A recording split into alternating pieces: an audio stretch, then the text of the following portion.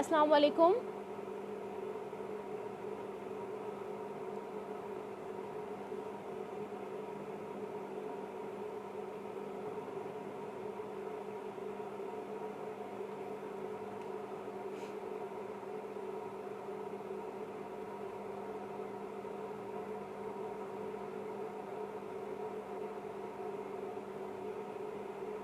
Is my voice clear?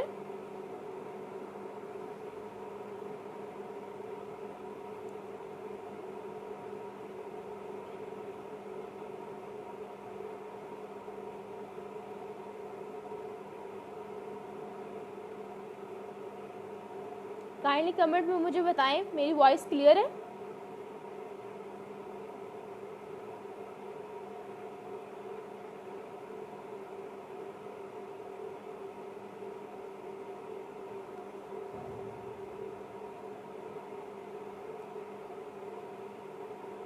Okay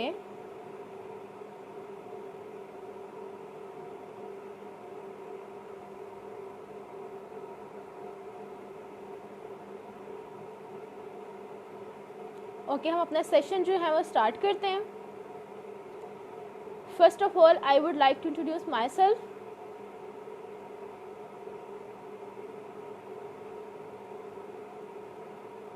I am Dr. Saira. By profession, I am consultant physiotherapist and CEO of multi-talented medicos. I am doing job as a senior lecturer at Afro-Asian Institute. Okay आज का जो हमारा topic है जो हम discuss करेंगे that is stroke. और stroke जो है एक बहुत ज़्यादा इम्पोर्टेंट टॉपिक है। टॉपिक इम्पोर्टेंट क्यों है? क्योंकि हमारे इर्द गिर्द बहुत ज़्यादा लोग हमें मिलते हैं जिनको स्ट्रोक का अटैक होता है। स्ट्रोक को हम जो है उर्दू में अगर कहें या लेमैन लैंग्वेज में कहें तो इसको क्या कहा जाता है? फालिज। कहते हैं ना फालिज का अटैक हो गया। तो बेसिकली फालिज का अटैक क्या होता है कि स्ट्रोक। तो आज का सेशन बहुत ज़्यादा इम्पोर्टेंट है। आपने जो है एट दी एंड तक इस सेशन को ज़रूर सुनना है। आपके बहुत सारे क्वेश्चंस जो हैं वो आज क्लियर होने वाले हैं, क्योंकि बहुत ज़्यादा लोगों को ये आइडिया ही नहीं कि फालिज या स्ट्रोक के जो हमारे पास पेशेंट होते हैं उनको हम ट्रीट कैसे कर सकते हैं या उनकी मैनेजमेंट क्या है। क्योंकि हमारे पास जब पेशेंट आते हैं 1 से 2 साल बाद उन्हें रियलाइज़ होता है कि एक्चुअल में फिजियोथेरेपी भी इम्पोर्टेंट होती है। और मोस्टली मुझे लगता है जो इस सेशन को ज्वाइन कर रहे हैं वो फिजियोथेरेपिस्ट होंगे। बट मैं अपने सेशन को इस तरह कंडक्ट करूँगी कि वो अगर मेडिकल हैं या किसी नॉन मेडिकल स्टूडेंट ने प्रोफेशनल किसी ने हमें ज्वाइन किया तो उनके लिए इजी टू अंडरस्टैंड हो। और कुछ क्वेश्चंस होंगे जो मैं आप लोगों से पूछूंगी, वो सिर्फ ये बताएंगे कि आप लोग कितने जो है वो ध्यान से सुन रहे हैं। And I would like to thanks to doctor Halima, head of health of physio association HPA, and जो इनके बाकी जितनी भी ऑर्गेनाइजर हैं, team member, thank you so much for giving me this opportunity. So हम अपने टॉपिक को जो है वो स्टार्ट करते हैं। But due to some reason I can't share slides, और आप लोग को ये सारी स्लाइड्स जो है वरी। एक चीज़ मैं हमेशा कहती हूँ कि किसी भी सेशन को इसलिए अटेंड मत करें कि आप लोगों ने जस्ट जो है एक सर्टिफिकेट लेना है या आप एजुकेशन लेते हो तो सिर्फ आपने एक डिग्री लेनी है। नो, हमेशा कोशिश करें कुछ ना कुछ सीख के जाएं। सो आज का जो हमारा सेशन है इसका पर्पज़ यही होगा कि आप लोग यहाँ से ज़रूर सीख के जाएं, बिकॉज बहुत सारी चीज़ें ऐसी हैं जो रॉन्ग हैं। कुछ चीज़ें ऐसी होती हैं जो सम टाइम थेरेपिस्ट की वजह से रॉन्ग हो रही हैं। कुछ रीज़न इसके ये है कि जो केयर गिवर होते हैं या जो फैमिली मेम्बर्स होते हैं उनकी वजह से भी पेशेंट की कंडीशन इम्प्रूव होने की वजह से वर्स होती है। जैसे मैं एग्जांपल देना चाहती हूँ, शायद आप लोगों ने देखा होगा कि क्या किया जाता है कि स्ट्रोक का पेशेंट आता है तो कहते हैं कि उसकी हैंड की ग्रिप नहीं है, तो सबसे पहले क्या किया जाता है? थेरेपी बॉल रिकमेंड कर दी जाती है। अब वो थेरेपी बॉल, मुझे आप बताएं, मेरा आप लोगों से क्वेश्चन है, क्या पेशेंट को थेरेपी बॉल रिकमेंड करनी चाहिए या नहीं करनी चाहिए? मुझे कमेंट में आंसर दें। आपने कभी देखे?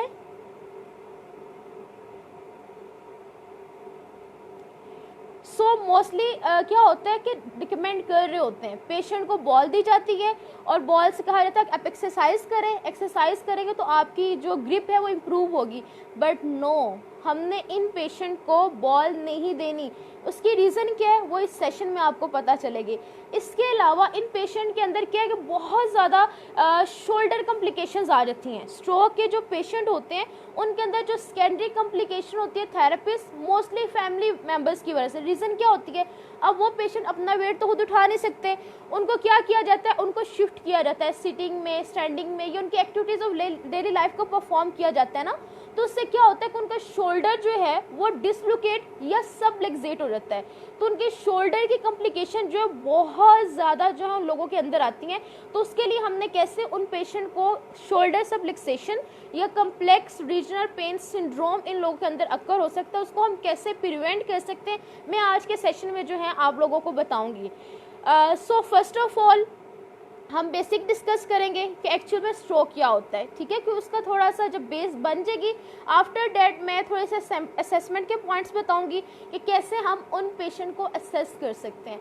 आफ्टर डैट जो हमारा मेन जो ट्रीटमेंट प्लान है CIMT basically constraint induced movement therapy, और दूसरी हमारी थेरेपी डेट इज का मिरर थेरेपी। बेसिकली बड़ी यूनिक है और मे भी कुछ लोगों के लिए बहुत ज़्यादा जो है फर्स्ट टाइम सुना भी हो, बट आप यहाँ से ये दोनों टेक्निक्स इंशाल्लाह सीख कर जाएंगे।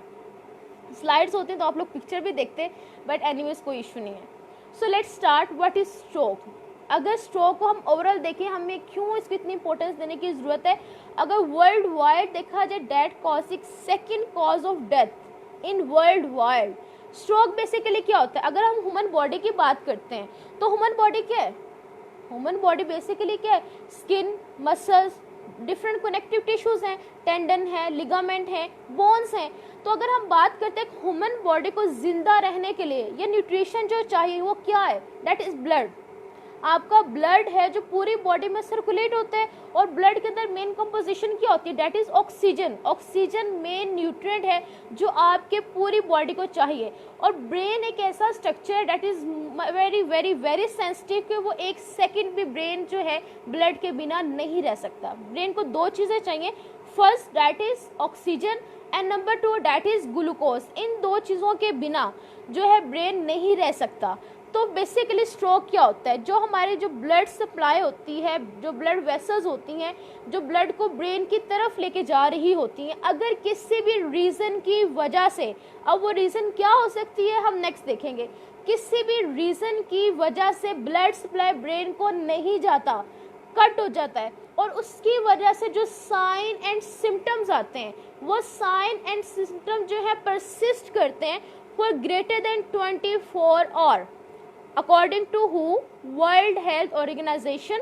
स्ट्रोक बेसिकली क्या होता है कि जो ब्रेन ब्लड वेसल्स ब्रेन को ब्लड सप्लाई करती है, ड्यू टू एनी रीज़न अगर वो ब्लड सप्लाई नहीं होता, कट हो जाता है, तो जिस ब्लड सप्लाई नहीं जाएगा।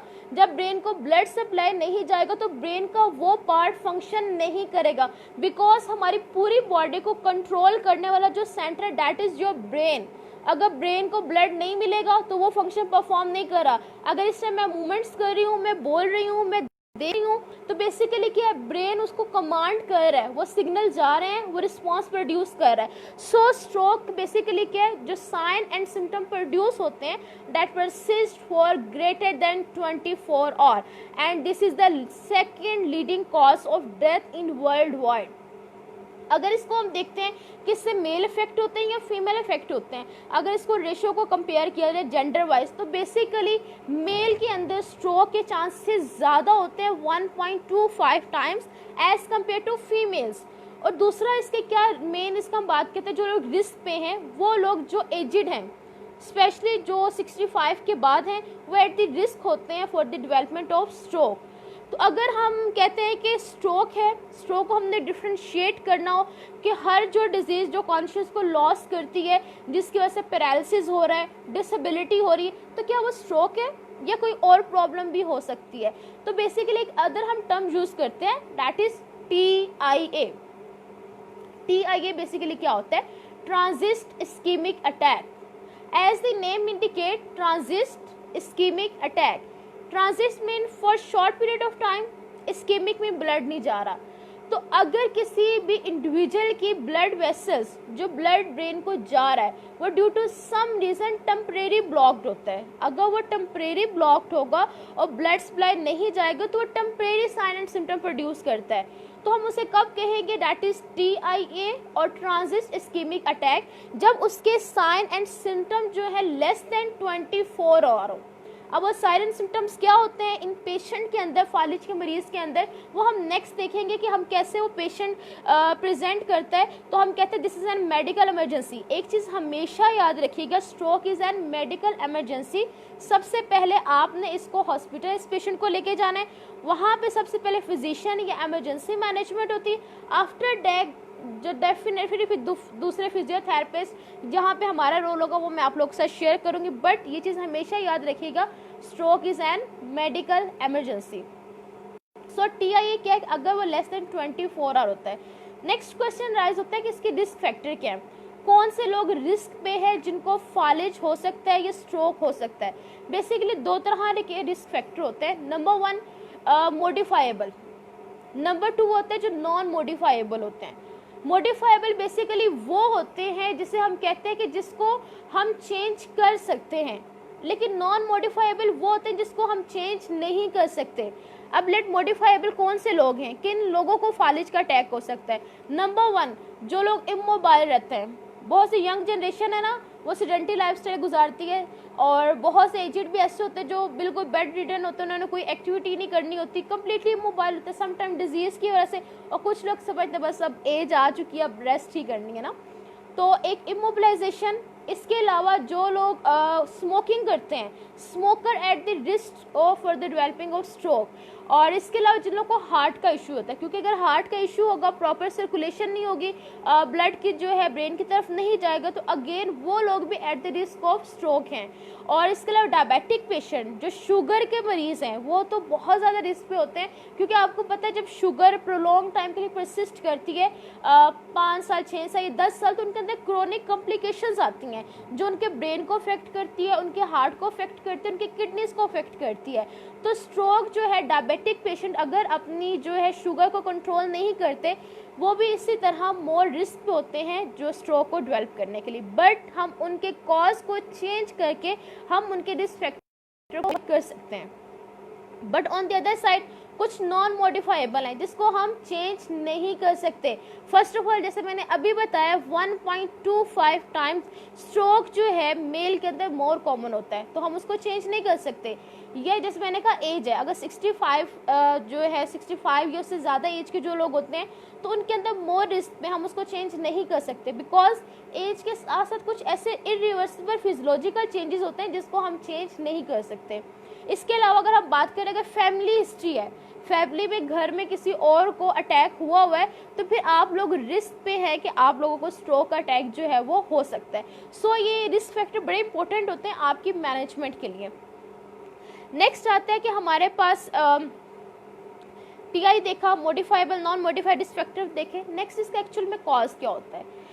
बेसिकली क्या होता है कि जो ब्लड ब्रेन को मिलता है वो कहाँ से ओरिजिनेट करता है, आपको पता, आपके हार्ट से एक लार्जेस्ट आर्टरी ओरिजिनेट करती है, that is called aorta. Aorta से कॉमन कैरोटिड आर्टरी निकलती है। कॉमन कैरोटिड आर्टरी जो है फर्दर डिवाइड होती है external carotid artery and internal carotid artery. जो आपकी एक्सटर्नल कैरोटिड आर्टरी तो वो आपके फेस को सप्लाई कर देती है, वहाँ पे डिफरेंट ब्रांचेस जो इंटरनल है दोनों साइड से राइट एंड लेफ्ट वो क्या करती हैं, आपके ब्रेन में जाती हैं। इसी तरह बैक से क्या होती है, वर्टिब्रल आर्टरी होती हैं जो आपके सर्वाइकल वर्टिब्रा से पास करती हैं। फिर इसी तरह वो मिलकर बेसिलर आर्टरी पर आती है, डिफरेंट ब्रांचेस देती हैं। फिर आपकी ऑसिपिट लोब, इंटरनल कैरोटिड आर्टरी दोनों आगे से होती हैं, और बैक से सारी कौन सी होती है, वर्टिब्रल आर्टरीज होती हैं। आगे से दोनों आर्टरीज और पीछे से दोनों आर्टरीज मिलके क्या बनाती हैं, सर्कल ऑफ विलस बनाती हैं। अगर किसी बेसिकली के को सर्कुलेशन है, आगे से भी आ रही है राइट लेफ्ट और बैक से भी राइट एंड लेफ्ट, अगर किसी रीजन की वजह से राइट साइड के सर्कुलेशन को कोई इश्यू होता है तो उसके लेफ्ट साइड जो वर्क करने लग पड़ती है। सो बेसिकली ब्लड सप्लाई इस तरह जो है ब्रेन को मिल रहा होता है, सर्कल ऑफ विलस जिसे हम बोलते हैं, ये ब्लड सप्लाई ऑफ जो है ब्रेन इसको बोला जाता है।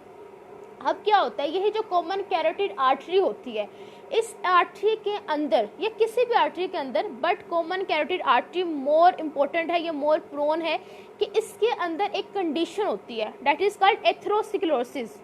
एथेरोस्क्लेरोसिस बेसिकली क्या होता है कि जो आपकी ब्लड वेसल है उस ब्लड वेसल के अंदर फैट डिपॉजिट हो जाए। जब फैट की डेपोजिशन होगी तो डेफिनेटली एक ब्लड वेसल का ल्यूमन है, एक पैसेज वे जहाँ से ब्लड गुजर के आपके ब्रेन को सप्लाई कर रहा है। आपको पता है यहाँ फ्रंटल लोब है और यहाँ पे जो है आपकी टेम्पोरल लोब है, अबव द ईयर या कान के ऊपर जो है। पीछे अगर बात करते हैं ऑसिपिट लोब है और फ्रंट और ऑसिपिट लोब के दरमियान जो पैराइटल लोब्स होती हैं। तो क्या होगा जब यहाँ पे फैट की डेपोजिशन होगी, प्लेक्यू फॉर्मेशन होगी तो ब्लड सप्लाई ब्रेन की तरफ नहीं जाता, तो जिसकी वजह से अगेन क्या होगा, स्ट्रोक का अटैक हो सकता है। सो एथेरोस्क्लेरोसिस इज मेन रीजन। जब ब्लड सप्लाई नहीं जाता तो एक्चुअल ब्रेन में क्या होता है, क्या पैथोफिजियोलॉजी है, क्या चेंजेस आते हैं ब्रेन के फंक्शन के अंदर। अब ब्लड नहीं जाएगा तो वहाँ पे जो सेल्स पड़े हैं वहाँ पे क्या होगी, उनकी डेथ होगी। वहाँ पे इन्फॉक्शन विद इन मिनट वहाँ ब्रेन के टिश्यूज का इन्फॉक्शन होना स्टार्ट हो जाएगा। जब इन्फॉक्शन होगा वहाँ डेथ होना स्टार्ट हो जाती है। वहाँ पे बेसिकली कुछ ऐसे न्यूरोट्रांसमीटर होते हैं, एस्पार्टेट, ग्लूटामेट, वो ज़्यादा रिलीज होते हैं। कैल्शियम इनफ्लेक्स ज़्यादा हो जाता है।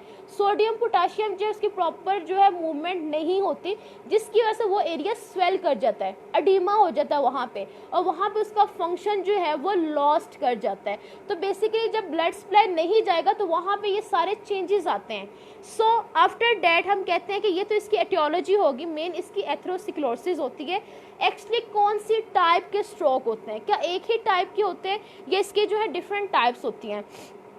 बेसिकली अगर हम स्ट्रोक को देखें तो इसकी मेन दो टाइप्स हैं। First of all that is called ischaemic stroke and second that is called haemorrhagic stroke. अगर हम इस्केमिक स्ट्रोक के नेम से देखते हैं, या हमारे पास मोस्टली जो पेशेंट होते हैं स्ट्रोक के वो कौन से होते हैं, 80 to 85% स्ट्रोक का जो अटैक होता है ड्यू टू इस्कीमिया होता है, मीन ब्लड सप्लाई नहीं जा रही। अब उसकी कोई भी रीज़न हो सकती है, हार्ट का इशू हो सकता है, कोई थ्रोम्बस फॉर्मेशन है, एम्बोलिज्म है, कोई भी इशू हो सकता है। On the other side haemorrhagic है। हेमरेज क्या, जो ब्लड वेसल्स आपके ब्रेन को सप्लाई करेंगे अगर वो ब्लड वेसल रप्चर कर जाते हैं ड्यू टू एनी रीज़न, जिन लोगों का बीपी शूट करता है तो प्रेशर ज़्यादा होने की वजह से वो ब्लड वेसल रप्चर कर जाती है, उसकी वजह से अगेन क्या होगा, ब्लड सप्लाई ब्रेन को नहीं जाता। तो basically there are two types of stroke. First of all that is ischaemic stroke and number two that is called haemorrhagic stroke. लेकिन मोस्टली इस्केमिक स्ट्रोक होते हैं और इस्केमिक स्ट्रोक के टू मेन कॉजेज होते हैं, या तो थ्रोम्बस फॉर्मेशन है या कोई ना कोई एम्बोलिज्म फॉर्मेशन हो चुकी है। अब थ्रोम्बस फॉर्मेशन के जो ब्लड वेसल है उस ब्लड वेसल के अंदर ब्लड के अपने ही कंपोनेंट जो उसके प्लेटलेट्स हैं, आरबीसीज हैं, वो अगर वहाँ पे क्यूमुलेट होने लग पड़ते हैं, जब वो क्यूमुलेट होंगे तो अगेन ब्लड जो है ब्रेन की तरफ नहीं जाएगा। या अगर एम्बोलिज्म होता है, एम्बोलिज्म क्या होता है कि अगर बॉडी में कहीं भी थ्रोम्बस फॉर्मेशन हुई है और वो डिसलॉज कर जाता है, डिसलॉज करने की वजह से वो किसी भी और आर्टरी के अंदर आता है, या अगर वो ब्रेन के जो आर्टरियल सप्लाई है उसके अंदर आ जाता है तो उसकी वजह से क्या होता है कि वो ब्लड ब्रेन की तरफ नहीं जाएगा, तो अगेन इस्कीमिया वहाँ पे जो है अकर हो सकता है। दूसरी इसका कॉज क्या, दैट इज हेमरेजिक। आपको पता है आपका जो सारा ये जो सर्कल और विलस मैंने आपको बताया वो आपके सब एरिकनॉइड स्पेस आपके मेनिंजेस होते हैं जो आपके पूरे ब्रेन और स्पाइनल कॉर्ड को प्रोटेक्ट करते हैं। वहाँ पे सब एरिकनॉइड स्पेस जहाँ पे सेरेब्रो स्पाइनल फ्लूइड होता है वहाँ पे बेसिकली ये सारी ब्लड वेसल्स क्लॉट वहाँ पे बेसिकली ये फ्लॉट कर रही होती है ना। तो अगर वहाँ पे रप्चर हो जाता है या विद इन आपकी जो सेरिब्रम है जिसे हम इंट्रा सेरिब्रल हेमरेज भी बोल सकते हैं, तो वहाँ पे अगर स्मॉल ब्लड वेसल्स या कैपिलरीज रप्चर करती हैं और ब्लड सप्लाई ब्रेन को नहीं देती, that cause haemorrhagic stroke. So basically two types है, इस्कीमिक एंड हेमरेजिक। नेक्स्ट हम कैसे इसको डिफरेंशिएट कर सकते हैं कि ये पेशेंट इस्कीमिक अटैक के साथ है या हेमरेजिक है। कुछ साइन एंड सिम्टम है जो इसको डिफरेंशिएट करते हैं। आप एक चीज़ याद रखिएगा, जिन लोगों को स्ट्रोक अटैक होता है वो पता क्या कहते हैं, मुझे इतनी सीवियर हेडेक हुई है कि मुझे लाइफ में कभी नहीं हुई। क्यों? क्योंकि हेमरेजिक स्ट्रोक की मेन रीज़न ब्लड प्रेशर का शूट करना है, हाइपरटेंशन है। हाइपरटेंशन की वजह से उनकी क्या होती है कि ब्लड वेसल रप्चर कर जाती है। जब ब्लड वेसल रप्चर करेगी तो उसमें क्या होगा कि उनका लॉस ऑफ कॉन्शियस हो जाता है, मतलब वो एकदम बेहोश हो जाते हैं, फेंटिंग हो जाती है। तो कॉन्शियस उनका अफेक्ट होगा, स्वेयर हेडेक होती है, और उसका जब ब्लड प्रेशर ज़्यादा होता है तो उसको कंपनसेट करने के लिए नोजिया, वॉमिटिंग, ये सेंसेशन भी उन पेशेंट को आती हैं। But on the other side अगर हम इस्केमिक की बात करते हैं तो वहाँ पे इतना ज़्यादा हेडेक नहीं होता, या नोजिया, वॉमिटिंग, ये चीज़ें हमें इतनी नहीं मिलती। दूसरा, जैसे मैंने अभी आपको बताया कि जो आपका सर्कल ऑफ विलस है या आपके जो ब्लड वेसल्स हैं ये सब आर्कनॉइड स्पेस में होती है। सब आर्कनॉइड स्पेस के अंदर सेरेब्रोस्पाइनल फ्लूइड होता है। तो जब ये ब्लड वेसल रप्चर करेगी तो डेफिनेटली वहाँ पे क्या होगा, आप जब सीएसएफ का एग्जामिनेशन करते हो तो उसके अंदर ब्लड मिलता है। तो अगर ब्लडी सीएसएफ, सेरेब्रोस्पाइनल फ्लूइड मिल रहा है, इट्स मीन उसके कॉज जो है हेमरेजिक स्ट्रोक हो सकता है। तो इस तरह आप इस्केमिक या हेमरेजिक स्ट्रोक को जो है वो डिफरेंशिएट भी सिम्टम की बेस पे आप कर सकते हो। नेक्स्ट है कि एक्चुअली साइन एंड सिम्टम के जो बहुत ज़्यादा इंपॉर्टेंट होते हैं। हमेशा आप कहते हो ना कि एक बॉडी की साइड पैरालाइज्ड हो चुकी है, ये दोनों लोअर लिम्ब पैरालाइज्ड हो चुकी हैं, या एक अपर लिम्ब पैरालाइज्ड है, ये जुबान का जो है वो फालिज हुआ है। रीज़न क्या है, उसके डिफरेंट रीज़न है कि कौन सी ब्लड वेसल अफेक्ट हो रही है। जैसे सर्कल ऑफ विलस मैंने अभी आपको बताया, दो आगे से जो है आपकी कॉमन कैरोटिड आर्टरी से इंटरनल कैरोटिड आर्टरी होती है, और बैक से जो होती है वो वर्टिब्रल आर्टरी होती है। तो वो डिफरेंट ब्रांचेस देती है। आगे वाली जो है वो इंटीरियर सेरेब्रल आर्टरी, मिडल में होगी तो मिडल सेरेब्रल आर्टरी, और बैक पे जो होगी that is posterior cerebral artery. अब अगर इन तीनों आर्टरीज के अंदर इशू आता है, अगर इंटीरियर सेरेब्रल आर्टरी के अंदर कोई भी इशू होता है, जो हम इसके कॉजेज पढ़ चुके हैं, तो क्या होगा, वो आपके फ्रंटल लोब को अफेक्ट करेगा, आगे वाले पोर्शन को अफेक्ट करेगा जहाँ पे इंटीरियर सेरेब्रल आर्टरी सप्लाई कर रही है। अगर आप मिडल को बात करते हो तो अगर मिडल सेरेब्रल आर्टरी में उसकी कोई भी एटियोलॉजी होती है तो मिडल को अफेक्ट करेगा। मिडल कहाँ होती है, ये जो आपकी टेम्पोरल लोब है वहाँ पे मिडल सेरेब्रल आर्टरी है। इसी तरह आप पोस्टीरियर की बात करते हो तो बैक पे पोस्टीरियर जो सेरेब्रल आर्टरी वो आपकी ओसिपिट लोब को सप्लाई कर रही है, और आपको पता है जो ओसिपिट लोब है वो आपकी विजन को कंट्रोल करती है।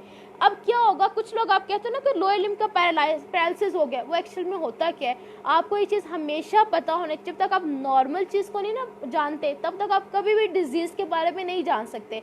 जो आपकी फ्रंटल लोब होती है, फ्रंटल लोब से सारी आपकी मोटर इंफॉर्मेशन जनरेट होती हैं। आपकी पूरी जो बॉडी को कंट्रोल करने वाला ब्रेन है, तो ब्रेन की अगर हम बात करते हैं उसमें आपकी सारी सेंस इन्फॉर्मेशन जाती है, फिर सेंस इन्फॉर्मेशन से जो अगेन है मोटर इन्फॉर्मेशन प्रोड्यूस होती है, तब आप मूवमेंट करते हो। तो बेसिकली वो जो सारे मोटर न्यूरॉन्स है, ये मोटर वर्क हो रहा है, वो कहाँ होता है, फ्रंटल लोब में होता है। और जितनी भी आपकी सेंसेशन जाती हैं, पेन की हैं, टच की हैं, प्रेशर की, वो कहाँ जाती हैं, आपके प्राइटल लोब में जाती हैं। इट्स मीन जिस बंदे की ये इंटीरियर सेरेब्रल आर्टरी डैमेज होगी लोब को अफेक्ट करेगा, लोअर लिम्ब अफेक्ट होती हैं, हमेशा याद रखिएगा। आपके ये वाला पोर्शन लोअर लिम्ब को अफेक्ट करेगा। अगर मिडल सेरेब्रल आर्टरी अफेक्ट होगी तो मिडल सेरेब्रल आर्टरी से फेस अफेक्ट होता है, फेस के आप डिफरेंट मैं आपको सिम्टम बताऊंगी, या उनकी अपर एक्सट्रीमिटीज अफेक्ट होती हैं।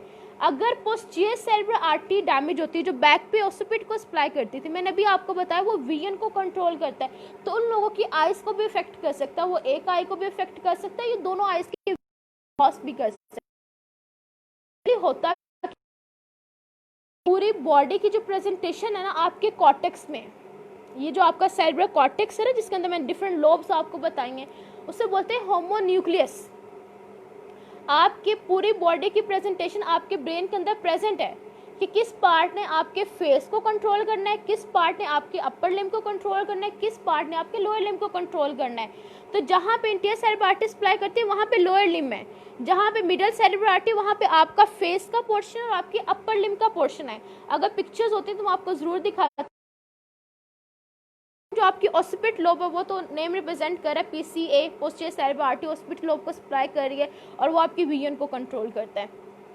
अगर आपके पास पेशेंट पैराप्लेजिक है, लोअर लिम्ब अफेक्टेड है, तो इट्स मीन उसकी इंटीरियर सेरेब्रल आर्टरी अफेक्टेड है। अगर पेशेंट जो है फेस के डिफरेंट साइन एंड सिम्टम के साथ और अपर लिम्ब के पैरालिसिस के साथ प्रेजेंट है, तो it's mean middle cerebral artery damage है। और अगर एक साइड का हेमीप्लेजिया है और साथ विजन भी इफेक्ट हो रही है, तो पोस्टीरियर सेरेब्रल आर्टरी जो है उसकी डैमेज हुई है। तो इस तरह आप डिफरेंशिएट करते हो। इसके अलावा और कौन सी चीज़ें जिस पे आप कहते हो कि ये स्ट्रोक का पेशेंट है, एक तो में लॉस ऑफ कॉन्शियस होगा, नमनेस, टिंगलिंग होगी, उसके अलावा उनको वॉमिटिंग, नोजिया वगैरह हो सकता है। और हेडेक तो मैंने भी बताया, हेमरेजिक स्ट्रोक का पेशेंट जो मेन कंप्लेन करता है कि मुझे लाइफ में इतनी पेन कभी नहीं हुई, वो हेडेक की कंप्लेन जो है वो आपसे करेगा। इसके लिए एक हमेशा आप वर्ड याद रख लें, be fast, BEFAST। B mean मतलब उनका बैलेंस अफेक्ट होगा, ई मतलब उनकी आईज अफेक्ट होंगी, एफ मीन उनका फेस अफेक्ट होगा। आपको पता है जब भी सेंट्रल लेजन होती है या पेरिफेरल लेजन होती है उसी के अकॉर्डिंग पाल्सी होती हैं। अगर सेंट्रल लेजन होती है, सेंट्रल मतलब ब्रेन के लेवल पे लेजन होगी, जैसे स्ट्रोक जो है आपको पता है अपर मोटर न्यूरॉन लेजन है या अपर एरिया की लेजन है, स्ट्रोक होता है that is called facial palsy. But अगर आपके पेरिफ्री मतलब आपके नर्व्स के इश्यू की वजह से होता है that is called Bell's palsy. तो इट्स मीन उनके फेस को भी इफेक्ट होगा, उनकी आईज को, उनके जो लिप्स हैं वो ड्रॉप कर सकते हैं, क्योंकि आपका जो राइट साइड का ब्रेन है वो आपके लेफ्ट साइड ऑफ बॉडी को कंट्रोल करता है, बट आपका जो लेफ्ट साइड ऑफ ब्रेन है that controls your right side of body. So ये आपने चीज़ें देखनी है कि राइट साइड उसका डैमेज है या लेफ्ट साइड डैमेज है, इंटीरियर सेरेब्रल आर्टरी डैमेज है, मिडल सेरेब्रल आर्टरी डैमेज है, पोस्टीरियर सेरेब्रल आर्टरी डैमेज है। ये तीनों चीज़ें आपने इन चीज़ों को भी मद्देनजर जो है वो ज़रूर रखना है। ओके, बी फास्ट, बी मतलब उनका बैलेंस डिस्टर्ब होगा, उनकी विजन को अफेक्ट करेगा, उनके फेस को अफेक्ट करेगा, उनमें क्या हो सकता है फेशियल पाल्सी भी हो सकती है। अब उनमें लिप्स जो है ऑपोजिट साइड पे जो स्ट्रॉन्ग साइड होती है वहाँ पे उसकी ड्रॉपिंग हो सकती है, क्योंकि लिप्स हमेशा ऑपोजिट साइड पे डेविएट करते हैं, क्योंकि ऑपोजिट साइड के मसल्स जो है वो स्ट्रॉन्ग होते हैं, जिसकी वजह से लिप्स जो है वो ऑपोजिट साइड पे डेविएट करते हैं। और इसके अलावा आप लोगों को उनको बैलेंस, कोऑर्डिनेशन और प्रेसिस या पैरालिसिस मिल सकता है। एक टर्म होता है प्रेसिस और एक टर्म होता है पैरालिसिस। बेसिकली प्रेसिस क्या होता है कि जस्ट वीकनेस है, मीन लेट मैंने ग्लास उठाना है ना, तो मैं ग्लास उठा तो रही हूँ बट मेरी बहुत ज़्यादा शिवरिंग हो रही है, बहुत ज़्यादा वीकनेस है, मेरी ग्रिप नहीं है, that is precious. But paralysis क्या होता है कि मैं कंप्लीटली कर ही नहीं पा रही, मेरी कोई सेंसरी, कोई मोटर, कोई फंक्शन वहाँ पे इंटैक्ट है ही नहीं, डेट इज़ कॉल्ड पैरालिसिस। सो आपने ये हमेशा चीज़ याद रखनी है, प्रेसिस है ये पैरालिसिस है, ये बेसिकली स्ट्रोक की वजह से एक सिम्टम प्रोड्यूस हो रहा है, ठीक है। तो स्ट्रोक का सिम्टम प्रोड्यूस हो रहा है जिसकी वजह से ये सारे इश्यूज जो उस पेशेंट को फेस करने पड़ते हैं। एनीवेज, नेक्स्ट हमारे पास है कि हम सर्कुलर विलस को जो है वो डिस्कस कर चुके हैं। Interior cerebral artery, middle cerebral artery, posterior cerebral artery मैंने आपको बता दिया। नेक्स्ट है राइट एंड लेफ्ट ब्रेन को हम कैसे डिफ्रेंशिएट करते हैं। याद रखिएगा, अगर कोई पेशेंट कहता है कि या आपने कोई पेशेंट देखते हो तो कहते हो कि मुझे ज़ुबान का लकवा हुआ है, तो ज़ुबान के लकवा इट्स मीन आप याद रखिएगा जो आपका लेफ्ट ब्रेन है ना, लेफ्ट ब्रेन के अंदर आपके स्पीच के डिफरेंट कंट्रोलिंग एरियाज़ हैं जो आपके स्पीच को कंट्रोल करते हैं। तो अगर कोई कह रहा है कि मुझे ज़ुबान का जो है फालिज हुआ है, इट्स उनका लेफ्ट ब्रेन डैमेज हुआ है। अगर आप उनका एग्जामिनेशन करते हो तो उनका जो पैरालिसिस होता है वो हमेशा राइट साइड का होगा। और एक मज़े की चीज़ ये होता है कि जिन लोगों का लेफ्ट ब्रेन का डैमेज होता है ना वो जल्दी रिकवर होता है as compare to right brain injury. जिन लोगों को राइट ब्रेन की इंजरी होगी उनके लेफ्ट साइड का पैरालिसिस होगा और वो थोड़ा ज़्यादा टफ होता है, ये ट्रिकी होता है कि उसको रिकवर होने में ज़्यादा टाइम लगता है एज़ कम्पेयर टू लेफ्ट। सो अगर लेफ्ट और राइट में हम कैसे डिफ्रेंशिएट करते हैं, अगर लेफ्ट ब्रेन डैमेज है तो राइट साइड पे पैरालिसिस होगा और इसके अलावा उनकी स्पीच को वो अफेक्ट करता है। उनके अलावा अगर कोई टास्क दिया जाता है ना कि लेट सिंपली मैं एग्जांपल दे रही हूँ, आप गिलास उठाओ, तो वो एक कोऑर्डिनेशन नहीं उनकी रहेगी, वो प्रॉपरली वो वर्क आउट नहीं कर पाएंगे। सो ये लेफ्ट ब्रेन को शो कर रहा है। लेकिन अगर उनकी आईज अफेक्ट हो रही हैं और उनके लेफ्ट साइड बॉडी का पैरालिसिस हो रहा है तो इट्स मीन उनके राइट साइड ऑफ द जो ब्रेन है वो डैमेज हुई है।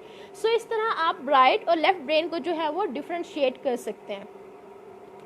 ओके, नेक्स्ट हमारे पास आता है कि अगर पेशेंट के साइन एंड सिम्टम हमें ये मिल गए, सब कुछ हमने देखा, नेक्स्ट हमने क्या करना है, मेडिकल इमरजेंसी हॉस्पिटल लेके गए। वहाँ सबसे पहले क्या होता है कि रेडियोलॉजिकल फाइंडिंग्स की जाती हैं।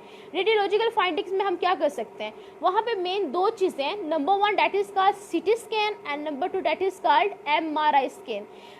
अगर देखा जाए फालिज के पेशेंट के अंदर हम क्या ज़्यादा प्रेफरेबल है, MRI या CT? मोर सेंसिटिव या मोर प्रेफरेबल जो है that is MRI। But MRI थोड़ा कॉस्टली होता है, पेशेंट जो इतना अफोर्ड नहीं कर पाता, तो फिर सिटी स्कैन सबसे पहले परफॉर्म किया जाता है। एक तो वहाँ से जो रेडिएशन निकलती है वो पेशेंट के लिए एज कम्पेयर टू एमआरआई थोड़ा ज़्यादा बेटर उसको कंसीडर किया जाता है।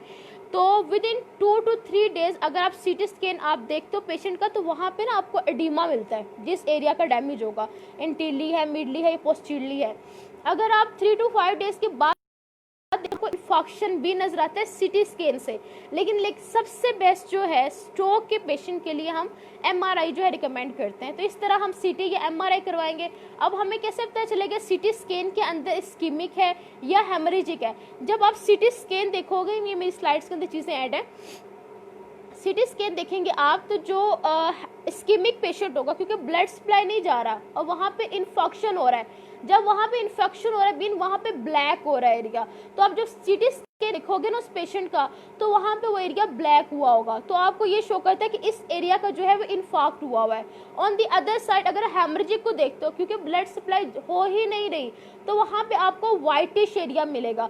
जो एरिया डैमेज होगा, चाहे वो इंटीरियर का है, मिडल का है, पोस्टीरियर का है, तो वहाँ पे आपको क्या मिलेगा? वाइटिश एरिया मिलेगा। तो इस तरह कहते हो कि इसका ब्रेन का ये एरिया जो है वो डैमेज है सिटी स्कैन से।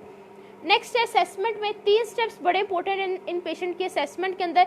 नंबर 1, आप पेशेंट को कहते हैं स्माइल करो, टंग को बाहर निकालो, वो नहीं कर पाएगा, ठीक है। इसके अलावा पेशेंट को कहते हो कि अपने जो शोल्डर जिस साइड का इशू आ रहा है उसको रेज करो, वो नहीं कर पाएगा, क्योंकि अभी हमने पढ़ा कि उनके एक्सट्रीमिटी को, फेस को वो इफेक्ट कर पा रहा है। तो वो ना स्माइल कर पाएगा, ना वो अपने जो आर्म को उसको रेज कर पाएगा। बाकी आप उनकी एसिमेट्री फेस के स्ट्रक्चर्स के अंदर जो है वो भी आप देख सकते हो। ओके, नेक्स्ट है बेटा हमारे पास, मैंने कुछ कोटेशंस भी ऐड की थी। 2020 the best time for new beginning is now.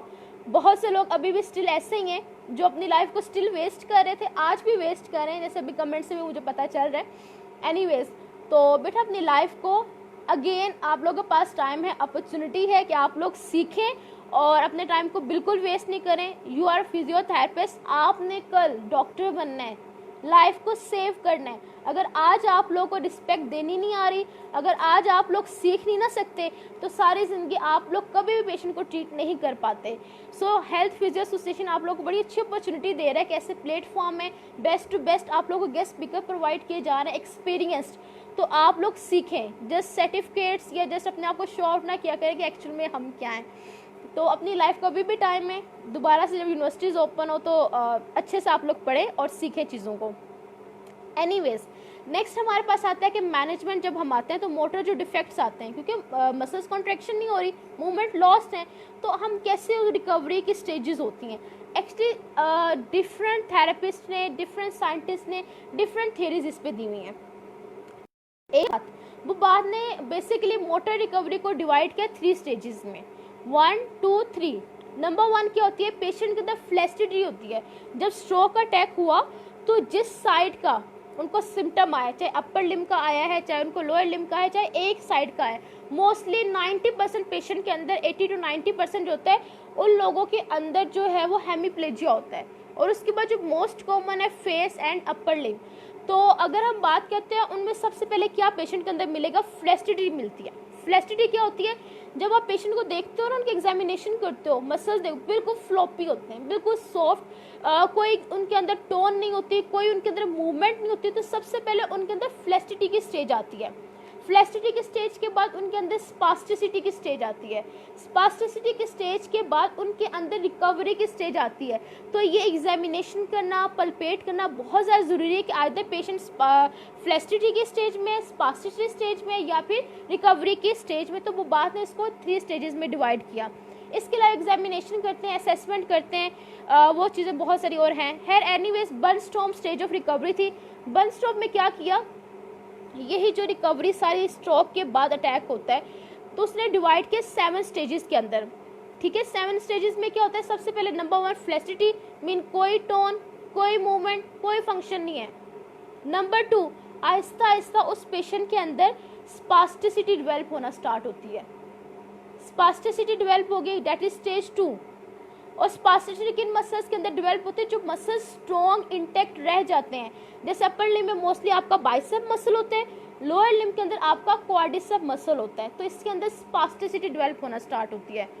Stage 3 में क्या होता है, यही स्पास्टिसिटी फर्दर ज़्यादा होगी और सिनर्जीज बनने लग पड़ते। अक्सर आपने देखा स्ट्रोक के पेशेंट ऐसे होते हैं, मेन उनके एल्बो बेंड, ठीक है, वो फ्लेक्स है जिसे हम सिनर्जी कहते हैं। कुछ लोगों के एक्सटेंसिव सिनर्जीज डेवलप हो जाते हैं, तो उन लोगों के अंदर सिनर्जीज डेवलप होना लग पड़ते हैं। That is stage 3 of motor recovery, ठीक है। अब उनकी जो मूवमेंट्स होंगे ना वो इसी रेंज में है, मतलब इसी रेंज के अंदर कोई ग्लास उठाना है या उन्होंने ईटिंग एक्टिविटी करनी है, कर्बिंग करनी है, तो इसी सिर्फ रेंज में वो कर सकते हैं। आफ्टर डेट क्या होता है, स्टेज 4। अब ये वो स्टेज है जहाँ पे पेशेंट अदर देन सिनर्जी भी एक्टिविटीज कर सकता है। मीन अब वो अपने हैंड को पीछे लेके जा सकता है, शोल्डर एबडक्ट कर सकता है हॉरिजॉन्टली, तो मीन अदर देन सिनर्जीज वो मूवमेंट कर सकता है। That is stage 4। अब स्टेज 5 में क्या होगा, स्टेज 5 के अंदर उसके अंदर आहिस्ता आहिस्ता वॉलंटरी कंट्रोल आने लग पड़ता है, उसके सिनर्जीज डिसअपेयर होने लग पड़ते हैं, स्पास्टिसिटी डिसअपेयर होने लग पड़ती है। अब वो क्या करता है, पहले से सिटिंग में कर सकता था, अब वो क्या करता है, स्टैंडिंग के अंदर भी अब डिफरेंट एक्टिविटीज कर सकता है, रीच करने की कोशिश करेगी, रैप्स करने की कोशिश करेगा, स्पिनेशन, प्रोनेशन, आहिस्ता आहिस्ता वो अदर देन सिनर्जीज ढेर सारी मूवमेंट करना स्टार्ट कर देता है।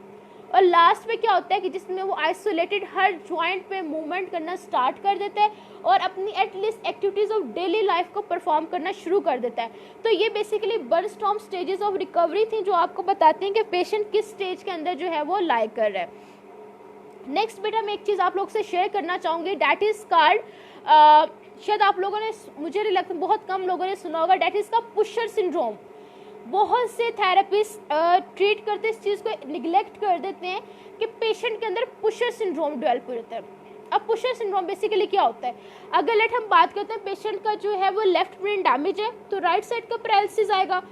अब पुशर सिंड्रोम बेसिकली क्या होता है, जब पेशेंट स्ट्रोक के बाद रिकवरी स्टेजेस में जाता है जैसे मैंने अभी आप लोग से शेयर की है, तो वो क्या करता है कि अपना जो बैलेंस है, जिस साइड का पैरालिसिस होता है उस साइड पर रखता है, मतलब वो बिल्कुल स्ट्रेट नहीं बैठेगा, वो अपने राइट साइड जो उसकी पैरालिसिस है, जहाँ पे पैरालिसिस हुआ है उस साइड पे वेट शिफ्ट करके बैठता है। क्यों, क्योंकि उसका जो वर्टिकली बैलेंस कंट्रोल करने के लिए उसके विजन, यहाँ पे आपका ईयर होता है, वेस्टिबुलर सिस्टम होता है और प्रॉपर सेप्टर्स होते हैं, वो प्रॉपर वर्क नहीं कर रहे होते, जिसकी वजह से पेशेंट जो है अपने बैलेंस को कंट्रोल नहीं रख पाता और जिस साइड का पैरालिसिस होता है वो उस साइड पे हमेशा जो है वही झुक के बैठता है, जिसकी वजह से उससे साइड पे उसके फॉल होने के चांसेस भी ज़्यादा हो जाते हैं। That is called pusher syndrome.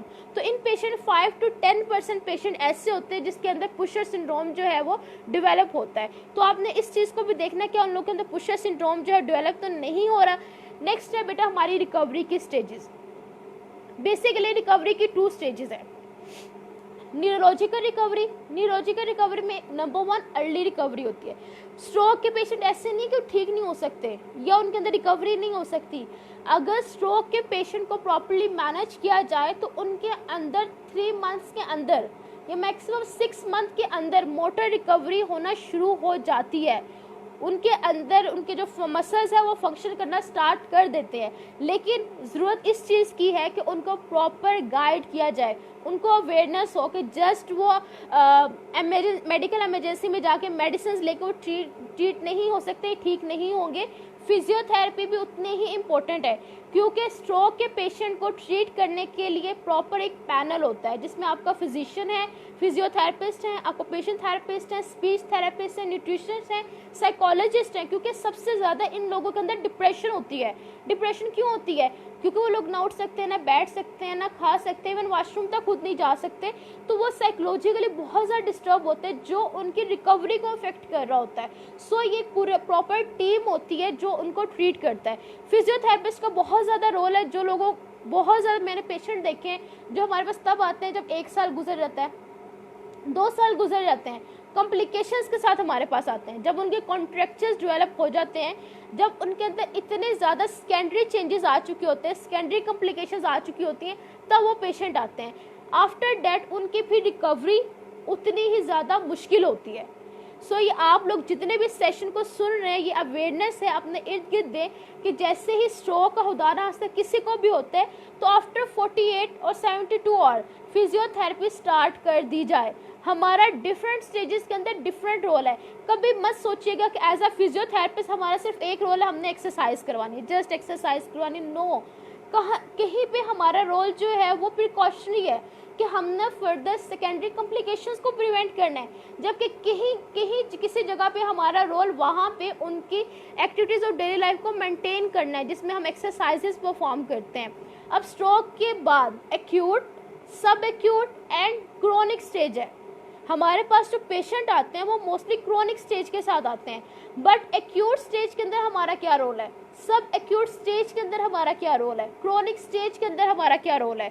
याद रखिएगा, एक्यूट स्टेज में हमने सेकेंडरी कॉम्प्लिकेशंस को प्रिवेंट करना है। सेकेंडरी कॉम्प्लिकेशन लोगों के अंदर क्या हो सकती हैं, उन लोगों के अंदर, क्योंकि बेड रिडन है, आपको पता है आफ्टर 40 और या 3 और जब आप एक ही पोजीशन में रहते हो, पोजीशन चेंज नहीं करते, तो क्या होता है कि प्रेशर सोर्स डेवलप हो जाते हैं।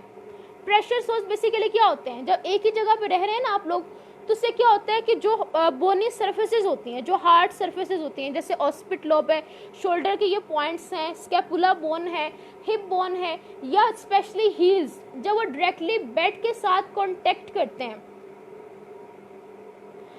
that is not scapular syndrome, that is pusher syndrome, PUSHER, pusher syndrome. वो क्यों लोगों के अंदर होता है, क्योंकि उनका जो बैलेंस के लिए आपका वेस्टिबुलर सिस्टम ईयर में होता है वो डिस्टर्ब होता है, उनका विजन जो है वो अफेक्ट होता है, प्रोप्रियोसेप्टर प्रॉपर वर्क नहीं कर रहे होते हैं, जिसकी वजह से वो क्या करते हैं, एक साइड पे नॉर्मली अगर ये है 90 है, 0 है, तो 0 से वो 18 डिग्री वो डाइवर्ट करते हैं जिस साइड पे उनको पैरालिसिस होता है, that is called pusher syndrome.